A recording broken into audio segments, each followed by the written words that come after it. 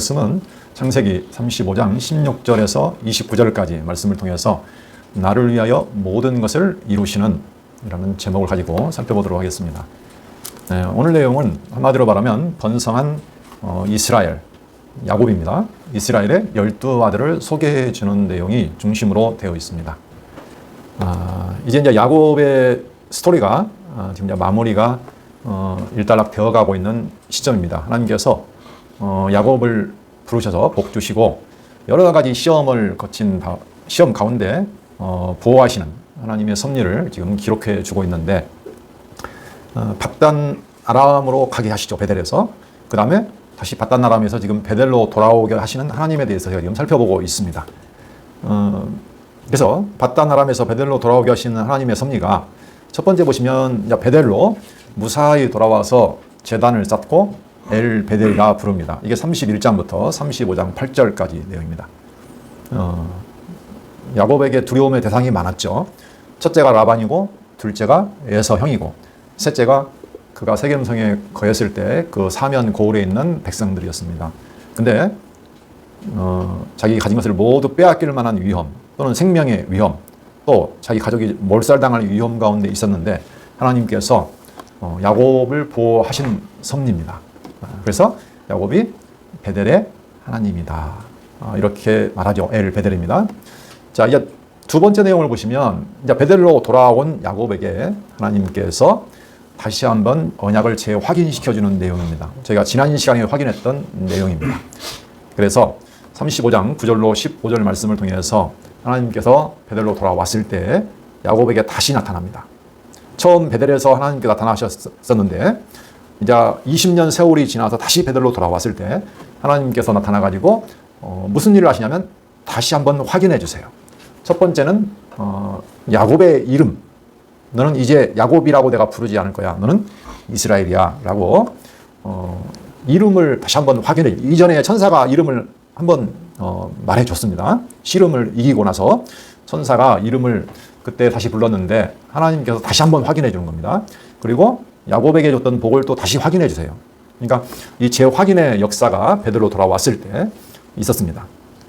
자, 그리고 이제 오늘 내용은 그 후에 번성한 어떤 사건이 벌어진 건 아닙니다. 사건이 벌어진 건 아닌데 번성한 12아들의 명단이 소개되고 있습니다.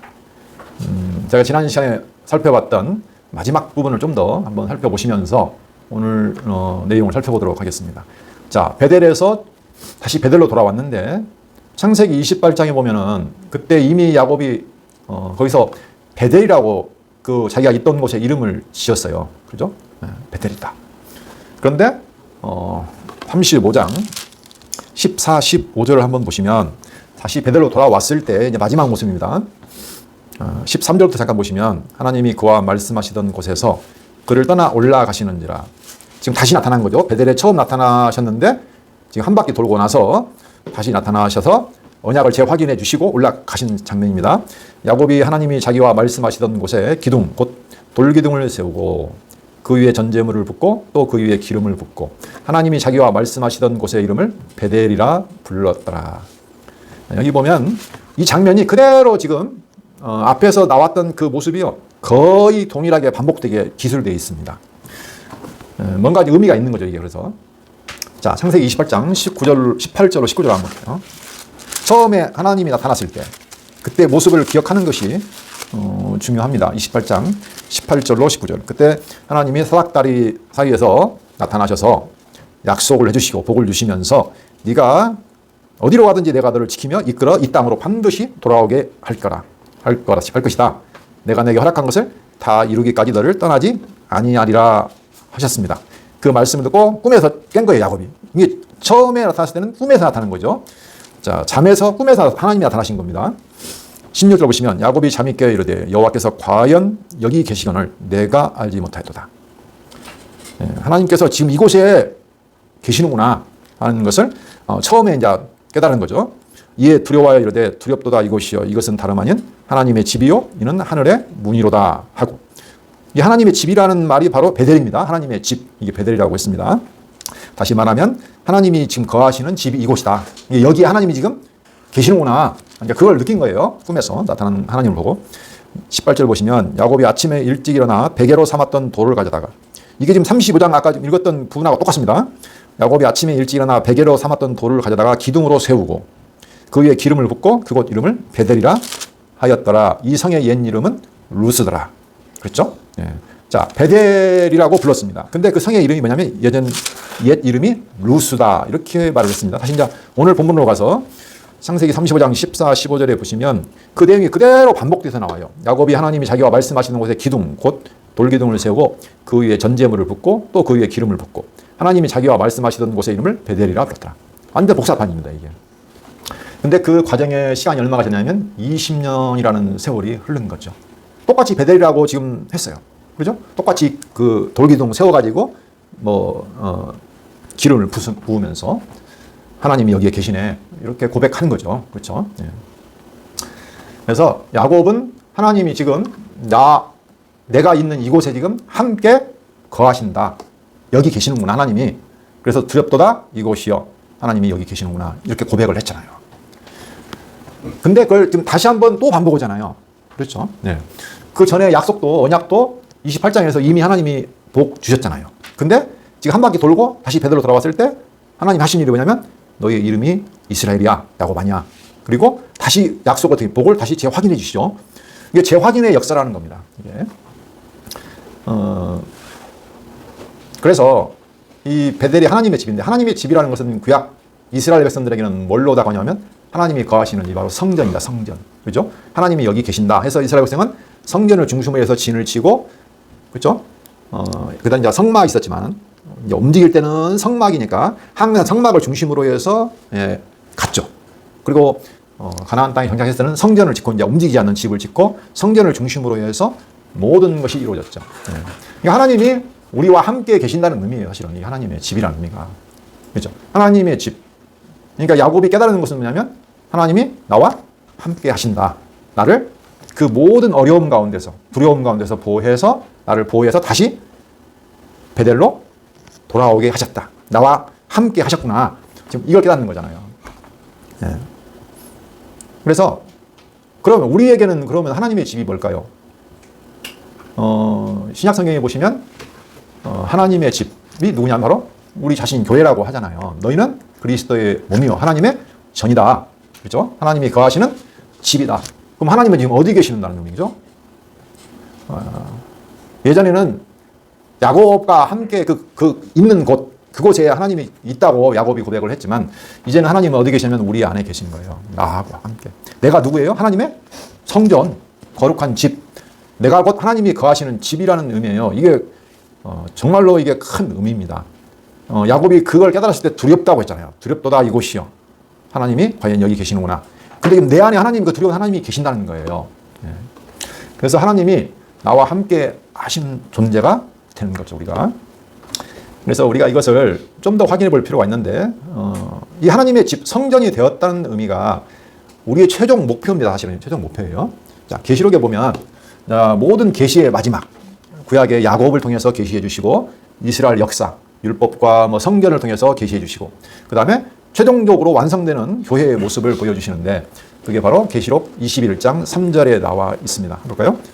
계시록 21장 3절. 하나님이 원하시는 계획하신 그 완성된 뜻, 그게 중요하잖아요. 그게 곧 교회인데, 교회의 실체가 무엇이냐? 이게 계시록 21장 3절. 거기 새하늘과 새 땅이 나오는데, 내가 들으니 보좌에서 큰 음성이 나서 이르되, 보라, 하나님의 장막이 사람들과 함께 있음에. 그렇죠? 하나님이 그들과 함께 계시리니 그들은 하나님의 백성이 되고 하나님은 친히 그들과 함께 계셔서. 그러니까 완성된 교회, 하나님의 영원한 교회의 모습이 뭐냐면 하나님이 함께 계시는 모습이에요. 그렇죠? 그래서 뭐가 됩니까? 그들은 하나님의 백성이 되고 하나님은 친히 그들과 함께 계셔서. 그렇게 나와 있죠. 네. 그렇게 해서 뭐가 됩니까? 우리는 하나님의 백성이 되고, 그 다음에 좀 더 볼까요? 7절. 이기는 자는 이것들을 상속으로 받으리라. 나는 그의 하나님이 되고 그는 내 아들이 되리라. 아까 하나님의 백성이라고 했고 이제 내 아들이라고 했죠. 네, 9절을 볼까요? 거기. 자, 7 대접을 가지고 마지막 7 재앙을 담은 7 천사 중 하나가 나와서 내게 말하 이르되, 이리 오라. 내가 신부 곧 어린 양의 아내를 내게 보이리라 하고, 여기에서는 지금 뭘로 지금 같은 내용을 계속 다른 모습으로 설명하고 있는 거예요. 다른 내용을 말하는 게 아니라 같은 거예요. 새 예루살렘 거룩한 성이나 그렇죠? 네. 지금 여기 나와 있는 어린 양의 아내나 똑같다는 거예요. 그 다음에 하나님의 백성이나 똑같아요. 이게 어린 양의 신부 곧 어린 양의 아내를 내게 보이리라 이렇게 말하죠. 근데 실제로 설명하는 어린 양의 아내의 모습은 뭐예요? 예루살렘 성의 모습이에요. 뒤에 10절에 보면 성령으로 나를 데리고 크고 높은 산을 올라가 하나님께로부터 하늘에서 내려오는 거룩한 성 새 예루살렘을 보이니 어린 양의 아내를 보인다고 하면서 갑자기 거룩한 성의 모습을 보여줘요. 같다는 거예요. 이게 설명이 이런 형태로 해주고 저런 형태로 해주는 것이 같은 실체는 똑같다는 거죠. 9절까지 봤죠. 예. 어린 양의 아내로 이렇게 보여요. 자, 그것뿐만 아니에요. 22장 생명과도 관계가 있습니다. 22장 1절로 5절 지금 계속 같은 걸 보여준다고 했습니다. 또 그가 수정같이 맑은 생명수의 강을 내게 보이니 여기는 갑자기 이제 생명수의 강이 보입니다. 하나님과 및 어린 양의 보좌로부터 나와서 그러니까 생명이라는 것이 어디서 나오냐면 하나님으로부터 나온다는 거예요. 하나님이 곧 생명이시니까 그죠? 나와서 길 가운데 흐르더라. 강 좌우에 생명나무가 있어. 다시 생명나무가 등장하죠. 창세기에 등장했던 생명나무가 있어 12가지 열매를 맺되 달마다 그 열매를 맺고 그 나무 잎사귀들은 만국을 치료하기 위하여 있더라 라고 했습니다. 4절 3절까지 다시 저주가 없으면 하나님과 그 어린 양의 보좌가 그 가운데 있으리니 여기도 마찬가지예요. 하나님과 그 어린 양의 보좌가 그 가운데 있으리니 함께 하신다는 거잖아요. 그의 종들이 그를 섬기며 그의 얼굴을 볼 터이요. 옆에 있으니까 얼굴을 보는 거죠. 그의 이름도 그들의 이마에 있으리라. 하나님의 이름이 그들의 이마에 새겨졌다는 거죠. 다시 밤이 없겠고 등불과 햇빛이 쓸데없으니 이는 주 하나님이 그들에게 빛이심이라. 하나님이 직접 빛이 되십니다. 그들이 세세토록 왕노릇 하시다. 여기는 또 뭘로 표현하면 왕노릇으로 표현됐습니다. 그러니까 분명히 하나님의 종인데 섬기는 그가 뭘 해요? 왕노릇을 해요. 그렇죠? 종이 왕노릇을 한다. 우리는 그러니까 하나님의 종이 되는 거예요. 그걸 완전히 섬기는데 또 한편으로 보니까 하나님과 같이 다스리는 존재가 되는 거예요. 왕노릇. 그래서 그게 곧 뭐예요? 생명. 자, 우리가 성경에서 영생을 얻는다고 하는데 그 영생의 실체가 뭐냐면 바로 하나님이 함께 하셔서 하나님과 하나가 되는 거예요. 그렇죠? 지금 뭐 아버지와 아들, 왕과 백성, 남편과 아내, 그죠? 어린 양의 아내로 그 다음에 그의 종. 이 전부가 뭐예요? 하나님과 한 몸 된 관계를 말하고 있죠. 관계. 그렇죠? 하나님과 끊어졌던 관계가 연결돼가지고 완벽한 하나가 된 거예요. 그래서 우리가 하나님과 같이 다스리죠. 영광을 받고. 그러니까 내가 하나님의 집이 되었다는 것이 이런 의미라는 얘기예요. 내가 생명을 가졌고 이제 하나님과 나는 끊을래야 끊을 수 없는 완벽한 하나가 되었다. 관계를 맺었다는 거예요. 이 세상의 모든 것들이 다 이것을 계시적으로 보여주고 있는 거예요. 아버지와 아들 관계, 남편과 아내 관계, 뭐 주인과 종의 관계, 나라와 나라 관계, 이게 다 그렇다는 거죠. 그것을 다시 확인해 주는 내용. 예. 그러니까 우리는 야곱의 이야기를 통해서 다시 가서 우리가 재확인받는 것은 바로 이겁니다. 이거. 네가 누구냐? 너의 이름이 무엇이냐? 그죠? 하나님이 내게 주신 복, 언약의 내용이 무엇이냐? 그래서 네가 얻게 되는 그것이 무엇이냐? 이런 것을 늘 우리는 살아가면서 잊어버리잖아요. 그죠? 세상에서 모든 정보, 거짓 정보, 나를 유혹하는 정보, 하나님을 제외시켜버린 정보가 있기 때문에 이걸 잊어버린다는 거예요. 그래서 하나님은 계속 역사를 통해서 다시 어떻게 합니까? 재확인하세요. 제단 쌓고 여호와의 이름 부르고 다시 재확인받고. 그렇죠? 아브라함도 마찬가지잖아요. 옮겨다니면서 계속 뭐 했냐면 하나님께 단을 쌓고 기름 붓고 여호와의 이름을 부르고 언약 다시 확인받고 그 역사가 계속 반복되었다는 겁니다. 그게 이스라엘 열조의 모습이에요. 그러니까 하나님은 그것을 위해서 계속 역사를 진행하고 있다는 거죠. 지난 시간에 배웠던 그 베델이라는 의미, 우리가 하나님의 집, 성전이라는 의미, 하나님이 함께 하시는 관계가 되었다는 의미, 우리가 영원한 생명을 얻었다는 그 의미에 대해서 잠깐 살펴보았습니다. 자, 어떻게 보면 야곱의 이제 일생을 통해서 하나님께서 어떤 하나의 스토리를 겪게 했잖아요. 그렇죠? 20년이라는 세월 동안. 그리고 나서 그에게 다시 한번 재확인해 주시고, 이제 12아들이 소개됩니다. 근데 여기도 보면 세 가지 부분으로 되어 있어요. 자, 크게 보면 번성한 12아들을 소개하는 내용인데,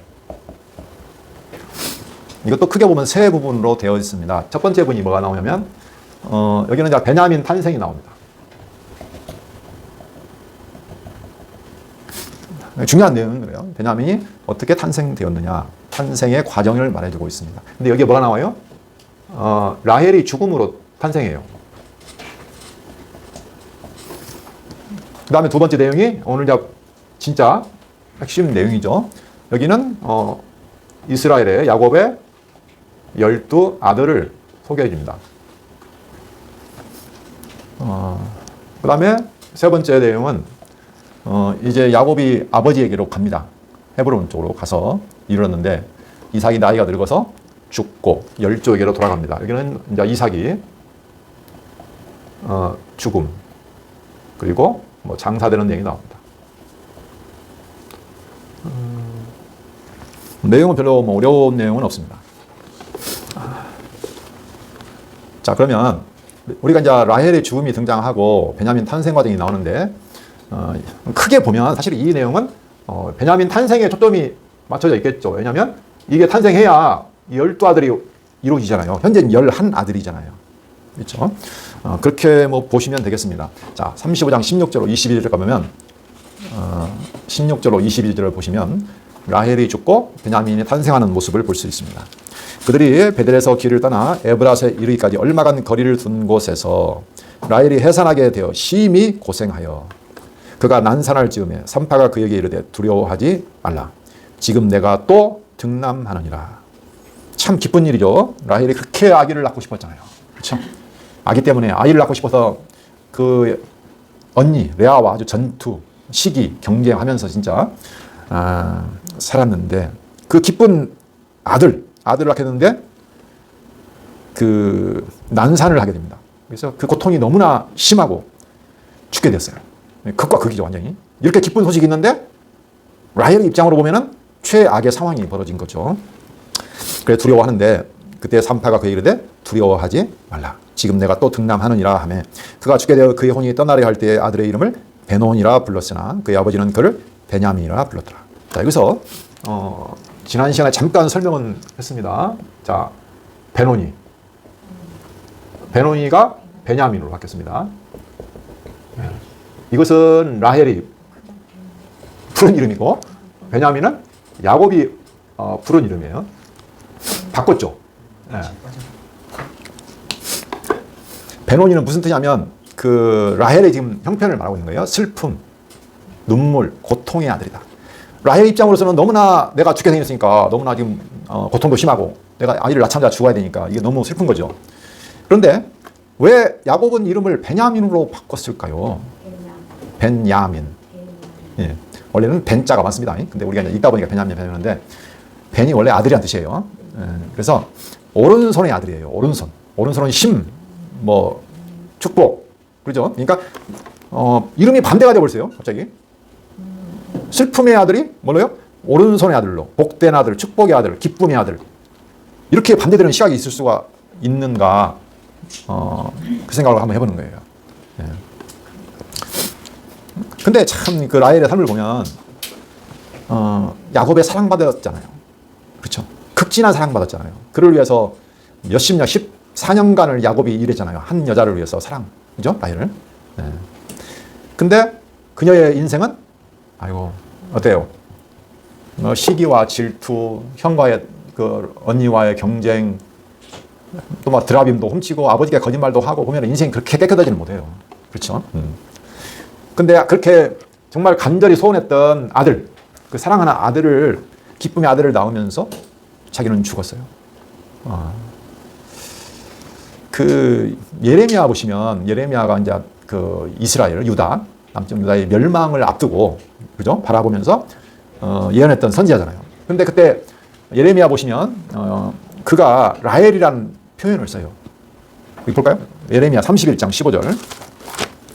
거기 보면 라헬이 애곡하는 모습, 그 다음에 여호와의 위로가 나오는데 15절 여호와께서 이와 같이 말씀하시니라 라마에서 슬퍼하며 통곡하는 소리가 들리니 라헬이 그 자식 때문에 애곡하는 것이라 그가 자식이 없어져서 위로받기를 거절하는도다. 자식이 끊어졌다. 라헬이 지금 애곡한다고 그러잖아요. 그죠? 슬퍼하고 통곡하는 소리가 들리는데 그게 마치 뭐처럼 보인다? 라헬이 애곡하는 것처럼 보인다는 거죠. 예, 위로를 받을 수가 없다는 거죠. 이게 지금 무엇을 빗대냐면 당시에 예레미야가 예언할 때 그 유다가 이제 멸망한다는 얘기예요, 지금. 그렇죠? 하나님께서 너희 죄악 때문에 뽑아내시고 바벨론 손에 붙이겠다는 거예요, 대적의 손에. 그래서 너희를 위로할 자가 없다. 그 슬픔과 애곡, 그게 마치 뭐처럼 라헬이 애곡하는 것처럼 너희들도 그렇게 애곡하게 된다는 거예요. 절망의 모습이죠. 근데 그 애곡을 통해서 하나님께서는 어떻게 해요? 다시 돌아온다는 위로를 해주세요. 그게 이제 그 뒤에 나옵니다. 17절 볼까요? 16절. 여호와께서 이와 같이 말씀하시나 내 울음소리와 내 눈물을 멈추어라. 지금 유다 예루살렘 백성이 말하는 거예요. 네가 그렇게 라헬처럼 슬퍼서 울고 통곡하게 되는데 내 울음소리와 내 눈물을 멈추어라. 내 일에 삭슬 받을 것인즉 그들이 그의 대적의 땅에서 돌아오리라. 여호와의 말씀이야. 너희 장래에 소망이 있을 것이라. 너희 자녀가 자기들의 지경으로 돌아오리라. 그렇죠? 현실적으로는 반드시 뭘 거쳐요? 이걸 거쳐요. 거친 다음에 뭐가 옵니까? 다시 돌아오게 하세요. 그러니까 이 역사나 똑같아요. 라헬의 그런 애통과 슬픔과 고통이 곧 이스라엘의 고통과 슬픔이잖아요. 애곡이죠. 그죠? 근데 하나님께서 다시 위로하시고 돌아오게 하시는 거예요. 이게 보시면, 자, 여기는 이제 라헬로 한 개인의 모습이 드러났습니다. 그 다음에 혹시 뭘로 갔죠? 이스라엘 백성의 모습으로 갔죠? 이게 어디로 갈까요? 예수 그리스도를 거쳐서 누구에게? 우리 교회에게로 옵니다. 이게. 똑같아요, 이게. 그러니까 사실은 이 라헬의 이 모습이 결국 누구를 말하고 있어요? 교회를 말하고 있어요. 자, 계시록 12장 2절부터 6절까지 보겠습니다. 자, 계시록에 그게 또 나와 있어요. 신기하게도. 그러니까 하나님의 이 섭리는 계속 반복적으로, 점층적으로 이게 계속 보여주는 섭리입니다. 이게 같은 내용을 다른 버전으로 좀 더 뭐 자세하게 보인다든가, 다른 각도로 보인다든가, 이런 게 지금 나옵니다. 12장 2절 볼까요? 1절부터 막혔네요. 하늘에 큰 이적이 보이니 해를 옷 입은 한 여자가 있는데 그 발 아래는 달이 있고 그 머리에는 12별의 관을 썼더라. 이 여자가 아이를 베어 해산하게 되매 아파서 애를 쓰며 부르짖더라. 이 여자도 그러네요. 이 여자도 아이를 베어 해산하게 되매 라헬처럼 아파서 애를 쓰며 부르짖더라. 그렇죠. 근데 뒤에 뭐가 보니까 3절 하늘에 또 다른 이적이 보이니 보라 한 큰 붉은 용이 있어 머리가 7이요 뿔이 10이라 그 여러 머리에 7 왕관이 있는데 하면서 그 4절 후반절에 보면 아주 그냥 그 용이 해산하려는 여자 앞에서 그가 해산하면 그 아이를 삼키고자 하더니 여자가 아들을 낳으니 이는 장차 철장으로 만국을 다스릴 남자라. 그렇죠? 그 다음에 6절 그 여자가 광야로 도망하며 거기서 1260일 동안 그를 양육하기 위하여 하나님께서 예비하신 곳이 있더라. 이게 지금 교회에 대한 내용이에요. 여자가 지금 누굴 말하고 있어요? 교회. 결국은 여자의 그런 고통을 통해서 그리스도가 오시는, 승리하는 장면을 지금 보여주고 있습니다. 교회는 1260일 동안 또는 그 앞에 보면 42달 동안 성 밖에서 짓밟힌다는 내용이 있죠. 성전 밖에서. 그렇죠? 42달이 곧 1260일입니다. 3년 반. 하나님이 정하신 그 기간 동안에 반드시 뭘 거쳐요? 이걸 거치는 거예요. 슬픔과 애곡과 고통과 이런 고난을 겪는다는 거예요. 근데 그 기간이 지나면 어떻게 돼요? 이렇게 바뀌는 거예요. 하나님의 아들로서 복을 누리게 된다. 그리고 결과적으로 승리한 아들을 낳는다. 최종적인 승리를 말하고 있습니다. 이게 바로 야곱의 시각이었어요. 근데 라헬은 현실을 바라본 거죠. 그렇죠? 이 땅에서. 교회의 삶도 똑같다는 거예요. 교회도 그냥 이 육신의 눈으로 바라보면 이 땅에서는 똑같아요. 그렇죠? 고난입니다. 너희가 나와 함께 고난을 받으라. 사도 바울도 그랬죠. 복음과 함께 고난을 받으라. 이 땅에서 영광이 아니라는 겁니다. 그 기간을 참고 견디면 하나님이 약속하신 복, 그게 약속이 되어 있다는 거예요. 그래서 야곱이 그 이름을 뭘로? 벤야민으로. 오른손의 하나님의 아들, 오른손의 아들, 축복의 아들, 기쁨의 아들로 바꾸는 거예요. 그래서 그때 가면 그 애곡과 슬픔과 고통이 될까요? 아까 계시록 21장 잠깐 봤을 겁니다. 그때 제가 그 부분을 읽지 않았는데 제가 읽어볼게요. 자, 마지막에 그러면 하나님께서 어떻게 주시냐? 그 수많은 고통과 아픔을 겪은 교회를 새하늘과 새 땅의 모습을 표현하면서 21장 3절 아까 읽었고 4절을 보겠습니다. 하나님이 그들과 함께 계셔서 4절 모든 눈물을 그 눈에서 닦아주시니 다시는 사망이 없고 애통하는 것이나 곡하는 것이나 아픈 것이 다시 있지 아니하리니 처음 것들이 다 지나갔음이로라. 보좌에 앉으신 이가 이르시되 보라 내가 만물을 새롭게 하노라. 그렇죠? 예. 사망, 우리를 괴롭게 하는 사망, 두려움의 종로로 타는, 사망의 두려움의 종로로 타는 우리, 애통, 고가는 것, 아픈 것 다시 잊지 않고, 뒤에 보면 하나님이 거하신 곳에는 다시 밤이 있지 않다. 그 모습이 뒤에 나옵니다. 계시록 뒤에 보면. 예. 다 끝나는 거예요. 예. 근데 반드시 우리 일상에서 그렇잖아요. 하루가 보면 밤이 지나야 뭐가 오죠? 낮이 오죠. 예. 우리가 살아가는 세상은 다 계시예요. 사실 그러니까. 일반 계시지만 다 하나님의 비밀을 다 포함하고 있는 겁니다. 이게. 아기를 낳을 때는 엄청난 고통을 겪죠. 태어날 때는. 또 다른 기쁨. 그렇죠? 예. 이 모든 것이 그러니까 하나님의 비밀을 보여주고 있습니다.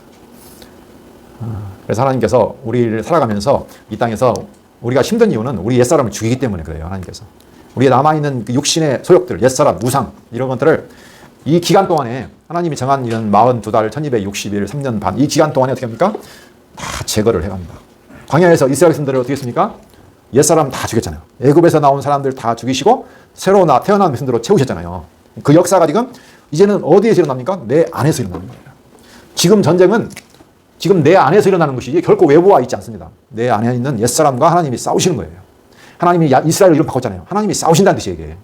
그죠? 그러니까 하나님이 이기시는 겁니다. 우리 안에 옛사람을 다 제거해내시고 하나님이 결국 이기시는 거예요. 예. 그래서 환도뼈를 어긋나게 하시잖아요. 예. 그 과정, 그것을 교회가 거치게 된다는 의미를 간직하고 있습니다. 그런데 또 보면 그 끝부분 볼까요? 라헬의 죽음에 에브랏 곧 베들레헴 길에 장사되었고 야곱이 라헬의 묘에 비를 세웠더니 지금까지 라헬의 묘비라 일컫더라. 이스라엘이 다시 길을 떠나 에델 망대를 지나 장막을 쳤더라. 자, 그런데 어디에 장사됐습니까? 에브랏 곧 베들레헴 길에 장사되었어요. 에브랏이라는 표현은 원래 풍요로운, 번성하는, 열매 맺는 좋은 뜻이죠. 그죠? 생명이 번성하는 이런 뜻이거든요. 이게 에브랏. 그게 근데 또 이름이 또 바꿨어요. 뭘로 바뀌었죠? 베들레헴. 베들레헴은 뭔 뜻일까요? 이 벳이라는 곳이 어디냐면 집이에요. 집. 근데 그 뒤에 나오는 레헴 이것은 뭐예요? 떡이에요. 떡집. 양식, 떡. 왜 집? 사람이 뭘 먹어야 살잖아요. 떡을 먹고 양식을 먹어야 살잖아요. 그렇죠? 이게 의미가 있어요. 생명이 번성하고 열매를 맺고, 그렇죠? 생명의 떡을 먹는 집. 그게 베들레헴이라는 거예요. 그게 곧 어디입니까? 예수 그리스도가 탄생하신 곳이죠. 예수님께서 뭘로 오셨죠? 내가 곧 생명의 떡으로. 너희들이 먹고 영원히 사는 생명수, 생명나무가 있는 계시록에 나오는 그 영원한 생명을 위해서 오신, 너희 생명을 번성케 하는 그곳이라는 의미죠. 라헬이 장사되고 또 거기에서 누가 태어났습니까? 에브랏에서 다윗의 고향이에요. 다윗이 태어난 곳이에요. 장차 오실 영원한 왕의 예표로 오신 다윗이 태어나고 예수님께서 태어나신 곳.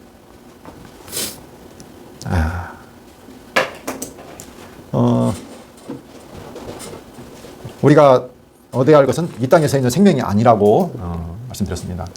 이 땅의 생명이 아니고 하나님이 약속하신 것은 영원한 생명. 영원한 생명. 생명에 대해서는 지난 시간에 말씀을 드렸습니다. 영생은 유일하신 참 하나님과 그의 보내신 자 예수 그리스도를 아는 것이 영생이다. 요한복음 17장 3절에서 말씀드렸습니다. 그래서 우리 하나님께서는 우리에게 영원한 생명을 주기 위해서 지금 이 과정을 거치는 거예요. 그렇죠? 이 과정을 통해서 뭘 알게 하기 위해서 하나님과 그의 보내신 자 예수 그리스도를 알게. 이게 유일한 목적이에요. 그래서 뭘? 영원한 생명. 그게 그만큼 가치가 있다는 거죠. 자, 이제 좀 빨리 가도록 하겠습니다. 자, 이제 12아들의 명단이 소개되는데 창세기 35장 22절부터 22절부터 26절까지 볼까요? 이스라엘이 그 땅에 거주할 때에 르우벤이 가서 그 아버지의 첩 빌하와 동침하며 이스라엘의 일을 들었더라. 야곱의 아들은 12이라. 그리고 이제 12아들이 레아의 아들부터, 그렇죠? 그 다음에 라헬의 아들, 그 다음에 빌하의 아들, 그 다음에 실바의 아들, 이렇게 해가지고 딱 12이 쭉 소개가 됩니다.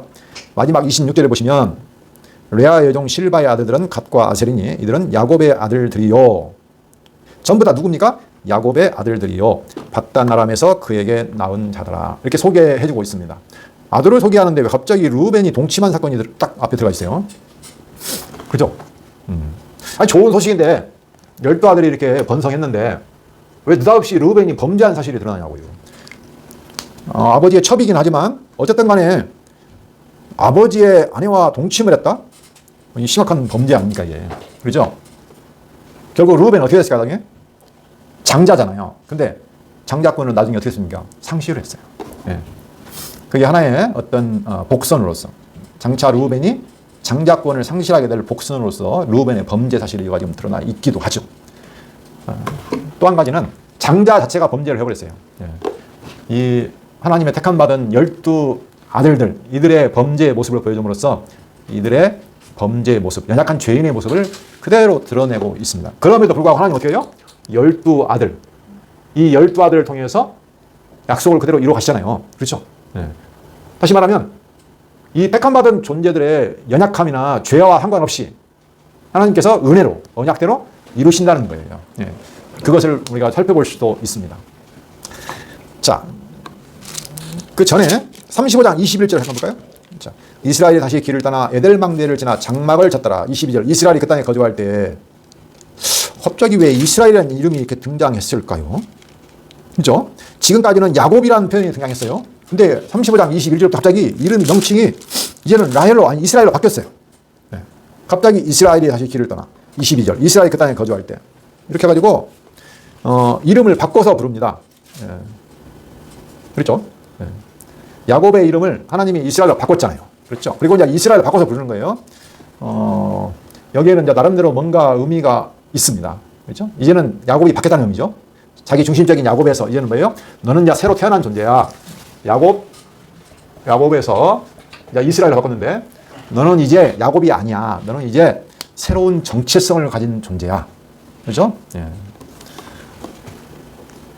처음에 26장부터 31장까지는 야곱이었습니다. 태중에서부터 발꿈치 잡고 싸웠던 야곱, 속였던 야곱. 그렇게 씨름하다가 하나님의 천사와 씨름하다가 하나님 천사가 이름 바꿔줬죠. 32장에 가면 이름 바꿔줬어요. 너는 야곱이다. 아니 이스라엘이다. 이름 바꿔줬어요. 그 다음에 33장부터 35장 20절까지는 야곱이라고 했다, 이스라엘 했다 이렇게 혼용이 됩니다. 그런데 35장 21절은 이스라엘이라 하고 이름을 바꿔줍니다.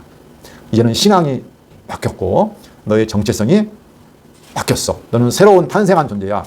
그것도 하나님이 다시 밧단 아람에서 돌아와가지고 복을 재확인해주고 이름도 다시 확인해준 다음에 이제부터는 너는 한 개인이 아니라 너로부터 이제 뭐가 됩니까? 이스라엘 민족이 역사가 되잖아요. 그렇죠? 그러니까 너는 지금부터는 한 개인이 아니고 언약받은 이스라엘 민족이야. 네가 시조야. 이렇게 해서 하나님께서 상징적으로 아마 이스라엘이라고 이름을 바꿔준 것 같습니다. 그리고 이제 12아들 소개를 하는데 뭐 여기를 소개하는 이유는 여러 가지 있겠죠. 한번 생각해 보면 중요한 것은 이게 하나님의 언약 성취, 그렇죠? 여기가 떨어질 수 없죠. 하나님의 언약 성취의 하나의 뭡니까? 증거입니다. 증거. 눈으로 보이는 증거예요. 하나님 자식 못 낳는 역사가 참 많았잖아요. 그렇죠? 아브라함도 그랬고 이삭도 자식 못 낳아서 불임했고 그렇죠? 야곱은 또 어떻게 됐습니까? 쫓겨나가지고 머나먼 타향살이 하면서 힘들게 근데 또 어떻게 한 명의 아내도 아니고 4명을 얻고 12아들까지 얻었습니다. 그렇죠? 그래서 언약 성취 하나님이 내 씨를 통해서 자손이 번창하게 하고 큰 민족을 이루겠다고 했는데 그것이 이루어질 하나의 기초가 이루어진 거잖아요. 12아들 통해서. 그렇죠? 그래서 하나님의 언약 성취가 반드시 지금 이루어지고 있다. 이미 증거로서 12아들을 소개시켜 주는 거죠. 그렇죠? 그래서 이스라엘 이제 민족으로서 이제 앞으로 역사가 진행이 됩니다. 12아들을 통해서. 그렇죠? 이제 민족으로서 출발점이에요. 그리고 뒤에 보면 36장에 보면 뭐가 등장할까요? 에서의 족보가 등장해요. 에서 야손이 번성하는 모습이 등장해요. 36장 1절로 43절까지는 번창한 에서의 족보가 등장합니다. 근데 그 앞에 누가 등장해요? 이스라엘과 에서가 서로 이렇게 약간 대척점이 있는데 이스라엘의 자손들의 12아들을 소개하고 36장에 가면 번창한 에서의 족보가 등장해요. 약간 대조의 의미가 있죠. 하나님의 언약받은 자손의 족보. 그 다음에 약간 언약받지 않는 자손의 족보. 이게 지금 대조적으로 소개되는 의미도 있죠. 이게 두 가지가. 그래서 12지파가 완성됐다는 것은 굉장히 중요한 의미를 가지고 있습니다. 뒤에 또 나오겠지만 이 12지파 굉장히 중요해요. 계시록에 보면 12이라는 말이 많이 나올까요? 안 나올까요? 예, 엄청 많이 나옵니다. 이게. 예. 그래서 10이라는 숫자가 완전수예요. 완전수. 그러니까 하나님의 언약받은 백성이 12이 아니면 안 돼요. 하나님이 완벽한 일을 하시잖아요. 그렇죠? 하나도 빠지면 안 돼요. 그래서 간신히 지금 하나가 마지막에 탄생했다요. 그렇죠? 예. 나중에 보면 사도도 12사도잖아요. 하나가 유다가 빠져나가니까 어떻게 했습니까? 12를 채운다고 채웠잖아요. 그렇죠? 마띠아를 뽑아서. 굳이 그대로 하면 되는데 굳이 왜 11명 하면 되는데 12를 채우냐고 이걸. 그렇죠? 이건 하나의 완성이라는 의미예요. 하나님의 택한 백성, 생명책에 기록되어 있는 그 백성들, 내 양들은 어떻게 한다? 하나도 빠짐이 없다. 네, 완성이에요, 완성. 그래서 12 아들이 완성되는 것은 중요한 의미가 있는 겁니다. 자, 계시록 21장 12절을 한번 잠깐 보겠습니다. 계시록에 보면 12이라는 숫자가 정말 많이 등장하는데 그걸 다 찾아볼 수는 없고 마지막 21장 12절. 아까 교회의 모습을 보여준다고 그랬죠. 여기 보면 어린 양이 신부를 지금 보여준다고 아까 21장 9절에서 말했습니다. 내가 신부 곧 어린 양의 아내를 내게 보이리라 하고 10절 성령으로 나를 데리고 크고 높은 산에 올라가 하나님께로부터 하늘에서 내려오는 거룩한 성 예루살렘을 보이니 이게 어린 양의 신부가 곧 거룩한 성 예루살렘입니다. 그걸 이제 설명을 해주는데 아주 막 황홀한 모습 보석과 막 이렇게 있는데 12절 크고 높은 성곽이 있고 12문이 있는데 문에 12천사가 있고 그 문들 위에 이름을 썼으니 이스라엘 자손 12지파의 이름들이라. 예. 여기도 보니까 이스라엘 자손의 12지파가 이름이 새겨져 있어요. 그렇죠? 이게 바로 교회의 모습이잖아요. 어린 양의 신부의 모습. 예. 예. 우리가 그러니까 이 12이라는 의미가 이제는 하나님의 완벽한 백성들. 예. 그래서 14 곱하기 14, 12과 12를 곱하면 14만 4천이 되잖아요. 계시록 14장에 가보면 어린 양의 14만 4천이 찬송하는 모습이 나오잖아요. 그죠? 예. 뭐 다 연관되어 있는 겁니다, 이게. 그래서 완벽한 하나님의 생명책에 기록되어 있는 당신의 백성들의 총합, 교회. 우리는 교회가 당신도 교회고 나도 교회라고 하지만 사실은 하나로 완벽한 하나의 교회예요. 예. 하나님의 계획 안에서는 하나라는 거죠, 그게. 예. 이렇게 해서 12아들이 이제 완성된 모습을 보여주고 있습니다. 자, 마지막. 이제 이삭이 죽고 장사되는 모습이 등장합니다. 27절. 그 전에 밧단아람에서 나왔죠. 예. 아들들이 어디에서요? 멀리 밧단아람에서 나와서 번성했잖아요. 12아들이. 그렇죠? 굳이 가나안에서 나오면 되는데 왜 또 밧단아람에서 낳겠냐고 이걸. 근데 이스라엘 신도 마찬가지예요. 이스라엘 신도 자손 번창할 때 어디 갔어요? 애굽으로 갔잖아요. 굳이 가나안에서 곧 하나님은 애굽으로 보내셔요. 가가지고 번성했어요. 장정만 60만 명으로. 야곱도 마찬가지예요. 야곱도 굳이 가나안 땅에서 잘 먹고 살고 해서 번성하면 되는데 밧단아람으로 가서 번성하게 하셔요. 예. 이게 사실 같은 스토리예요. 예. 하나님의 어떤 능력, 보호, 양육하시는 역사죠. 27절 야곱이 기럇 아르바의 마므레로 가서 그의 아버지 이삭에게 이르렀으니 기럇 아르바는 곧 아브람과 이삭이 거래하는 헤브론이더라. 이 마므레가 곧 헤브론입니다. 헤브론에 거주하고 있던 아버지에게 간 거예요. 이삭의 나이가 180세라. 이삭이 나이가 많고 늙어 기운이 다함에 죽어 자기 열조에게로 돌아가니 그의 아들 에서와 야곱이 그를 장사하였더라. 이렇게 해서 이삭이 죽고 장사됩니다. 마므레 헤브론에 있는 그 에브론의 밭을 샀죠. 아브라함이 막벨라굴 그 주변을 사가지고 사라의 매장지로 삼고 열조가 다 지금 그 땅의 장사가 됩니다. 아브라함이 하나님의 약속이 반드시 이루어질 것이라 생각하고 은 400세기를 통해서 값주고 산 그 밭에 하나씩 죽어서 장사가 됩니다. 열조의 산들은 똑같아요. 다 약속받고 모든 시련을 거치면서 시험을 통과하고, 그죠? 하나님의 약속을 재확인받고, 내가 누군지를 확인하고, 그 다음에 어디 갑니까?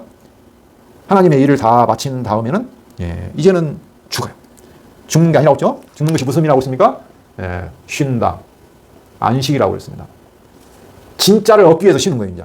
지금까지 여기에서는 잠깐 시험 받는 거예요. 그렇죠? 42달 동안, 1260일 동안, 3년 반 동안 하나님의 시험 가운데서 고난과 환난을 겪으면서 연단받고 양육을 받아요. 단련받고. 그래서 믿음의 일을 다 믿게 되면 하나님의 일을 마치고 이제는 쉽니다. 그리고 영원한 생명의 소망을 간직하고 쉬는 거죠. 이게 우리 인생의 삶의 모습입니다. 죽음 앞에서 우리가 믿던 것들은 결국 다 사라질 거예요. 왜? 이것은 하나님 배우는 도구이기 때문에 여기에 목표가 있지 않습니다. 그렇죠? 다 사라질 거예요. 영원하잖아요. 영원한 안식을 소망하는 삶으로 가는 거죠. 자, 결론적으로 하나님은 나를 위하여 모든 일을 하십니다. 여기서 우리 삶이 힘들죠. 여기 뭐 고난도 있고 때로는 형통한 일도 있고 이게 겸하여 주십니다. 지난번에 비가 많이 내렸죠. 비도 주시고 다시 또 해도 주시고 이 역사가 우리 삶에서 계속 반복됩니다. 이 과정을 통해서 하나님은 우리에게 주신 복을 끝까지 이루시고 보호해 주세요. 그 대신 그 가운데서 하나님의 일을 하세요. 하나님을 알고 믿게 하시고 우리 옛사람을 다 죽이는 일을 하십니다. 그래서 마지막에는 우리로 하여금 영원한 복, 하늘에 주신 신령한 복을 우리로 하여금 확인받아서 또 확인받고 제단 쌓고 하나님 이름 부르면서 소망 안에 쉬게 하시는 거예요. 그 역사가 이스라엘 열조나 또는 이스라엘 백성이나 또는 다윗이나 또는 우리 교회나 똑같이 동일합니다. 자, 다윗의 시편으로 한번 오늘 말씀을 마치도록 하겠습니다. 시편 57편 2절. 다윗이 사울에게 엄청나게 시험을 당했습니다. 자기를 죽이려고 끝없이 쫓아다녔죠. 아주 막 이리 도망가고 저리 도망가고 굴 속에 파묻히고 오면서 살아가면서 불렀던 노래예요. 57편 2절. 1절부터 볼까요? 하나님이여 내게 은혜를 베푸소서, 내게 은혜를 베푸소서. 지금 굴 속에 있을 때 하는 얘기입니다. 내 영혼이 주께로 피하되 주의 날개 그늘 아래에서 이 재앙들이 지나가기까지 피하리이다. 내가 지존하신 하나님께 부르짖으며 곧 나를 위하여 모든 것을 이루시는 하나님께로다. 중요한 말입니다. 하나님께서는 나를 위하여 모든 것을 이루시는 하나님께로다. 지금 다윗이 이스라엘 나라의 왕으로 택함받은 존재잖아요. 그렇죠. 근데 하나님은 그 과정에서 반드시 뭘 거쳐요? 사울이라는 대적을 통해서 무지막지한 시험을 주십니다. 지금 굴 속에 피하여 있는 거예요. 근데 다윗이 뭐라고 부르짖어요? 하나님께서는 나를 위하여 모든 것을 이루시는, 지금 내게 주시는 이 기간 동안의 고난과 형통이 하나님이 나를 위하여 모든 것을 이루어 주시려고 주시는 거예요. 좋은 거죠. 다 좋은 겁니다. 우리 삶에서 이루어지는 모든 것들은 내가 하나님을 알아가는 일로 간다면 다 좋은 일이 됩니다. 하나님이 다 눈을 감고 못 들어서 일어나는 게 아니에요. 나를 위해서 주시는 거는 거죠. 자, 기도하겠습니다. 살아계신 하나님 아버지 감사합니다. 저희와 늘 함께 하시고 저에게 주신 영원한 복을 영원토록 이루어가시는 하나님 아버지, 이 땅의 삶의 기간 동안에 고난과 형통을 통해서, 공부와 형통함을 통해서 하나님을 알게 하시고 믿게 하시는 그런 복된 삶을 허락하시니 감사합니다. 영생의 소망 가운데 하나님의 약속을 확인하고 인생을 마칠 수 있도록 저희 삶을 인도해 주시옵소서. 예수 그리스도 이름으로 기도합니다. 아멘.